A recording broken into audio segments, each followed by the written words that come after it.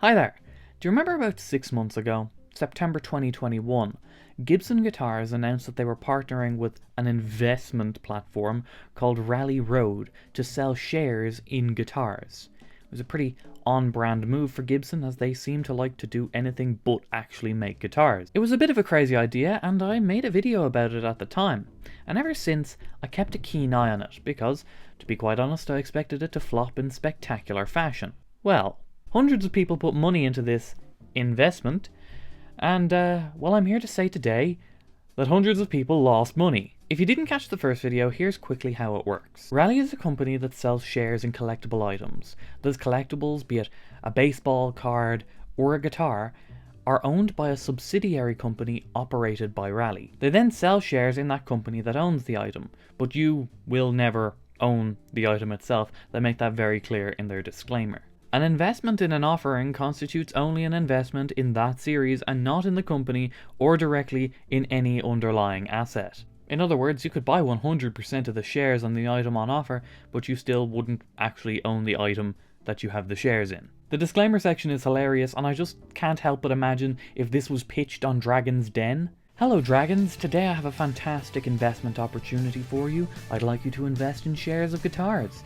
There are a few disclaimers I have to make though first. There is substantial doubt about our ability to continue as a going concern. I won't be investing, I'm out. There is currently no trading market for our securities. An active market in which investors can resell their interests may not develop. I'm out too. The company does not have a conflicts of interest policy. The manager or its affiliates will acquire interests in each series and may sell such interests from time to time. The timing of such series may negatively impact the market value of the interest for other investors. I'm out.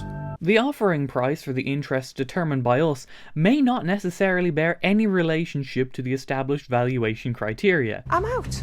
The company may be forced to cause its various series to sell one or more of the underlying assets at an inopportune time. There can be no guarantee of distributions or return of capital being made by a series of the companies to its investors. In other words, you paid for shares in an item, but we're allowed to sell that item at a later date, making your shares worthless.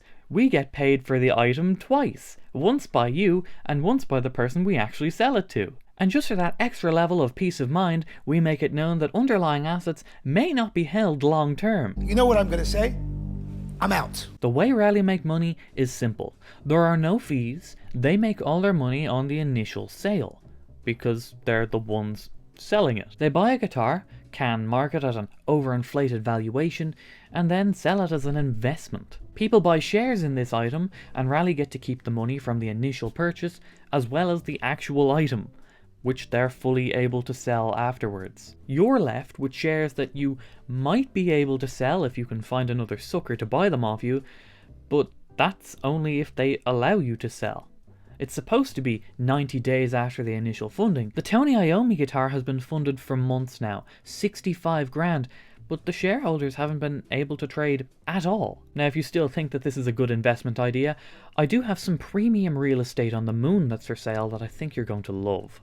Let's look at the guitars. In my previous video, we looked at the Slash Double Neck SG, and it was valued initially at $65,000, and that's what Rally took in for it. When trading opened up, the shares went from $5 to $1.50. The valuation of the guitar dropped from 65 grand to $19,500. That's cheaper than you can buy this guitar new for on Reverb. Right now this guitar is down by 60% of the initial investment, so people have lost their money here. If you look at the trading history, you can see that it dropped to 19,500, then someone bought shares for $345, so the guitar suddenly became valued at $44,000.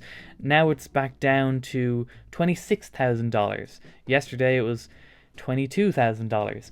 It's erratic at best. There seems to be very little market for these, obviously, so that makes the price fluctuate wildly. One thing we can be certain of is that those who invested on the initial offerings of these guitars have not made any money. There's examples where they can't sell, like with the Iommi guitar, and then with the others where they can, they're selling at much lower prices than they bought in for. The entity that made the most money out of any of these guitars seems to be Rally themselves. As I mentioned previously, the Tony Iommi guitar has been fully funded for months now, but the investors can't sell their shares. The Adam Jones Les Paul has been coming soon for months. They seemingly bought it for $17,000 off Gibson, and they've valued it at 95 grand.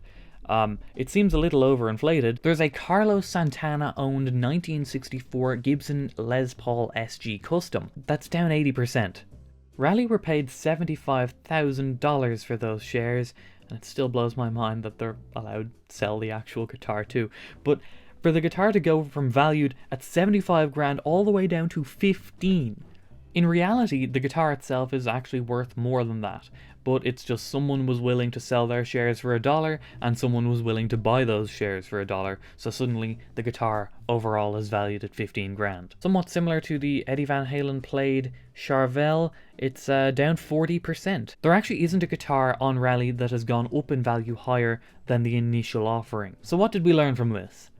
Hopefully nothing. I really do hope that none of you actually bought into this. And Gibson, how about we focus on actually making guitars instead of spending time saying that your goal was to find a way to make the ownership experience accessible to as many fans as possible. What? No one owns anything, and no one made any money from it, and let's be real, it's not a long-term investment either, is it? That's the video. Subscribe and comment and all of that stuff, and I'll see you next time. Bye bye.